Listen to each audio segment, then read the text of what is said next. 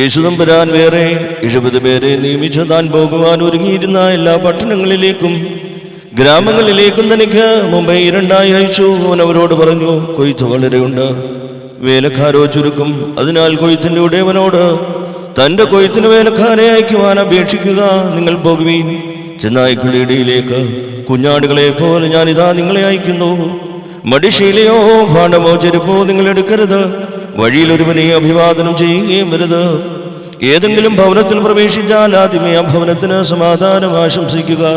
അവിടെ ഒരു സമാധാനപുത്രനുണ്ടെങ്കിൽ നിങ്ങളുടെ സമാധാനം അതിൽ വസിക്കും.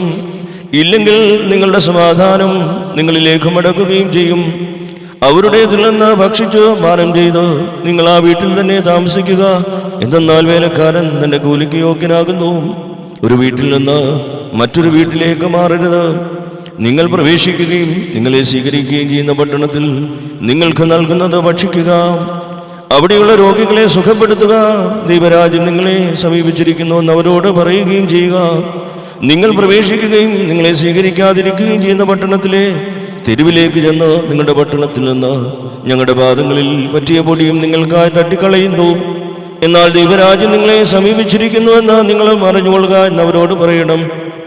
ന്യായവിധി നാളിൽ സൊദോം ദേശത്തിന് ആ പട്ടണത്തേക്കാൾ ആശ്വാസമുണ്ടാകും എന്ന് ഞാൻ നിങ്ങളോട് പറയുന്നു. കേരസീനേ നിനക്ക് ഹാ കഷ്ടം, ബേത്സയിദേ നിനക്ക് ഹാ കഷ്ടം. എന്തെന്നാൽ നിങ്ങളിൽ നടന്ന അത്ഭുതങ്ങൾ സോരിലും സീദോരിലുമായിരുന്നുവെങ്കിൽ അവർ പണ്ട് തന്നെ ചാക്കുശീല ധരിച്ചും വിണ്ണുകളിൽ ഇരുന്നു അനുഭവിക്കുമായിരുന്നു. എന്നാൽ ന്യായവിധി ദിവസം നിങ്ങളെക്കാൾ സോരിനും സീദോരും ആശ്വാസമുണ്ടാകും. ആകാശത്തോളം ഉയർന്ന കബർനാഹൂമേ, നീ പാതാളത്തോളം താഴ്ത്തപ്പെടും. നിങ്ങളുടെ വാക്ക് കേൾക്കുന്നവൻ എൻ്റെ വാക്ക് കേൾക്കുന്നു.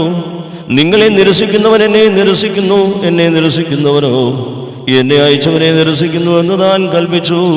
നിങ്ങൾക്കെല്ലാവർക്കും സംപ്രീതി ഭവിക്കുമാറാകട്ടെ.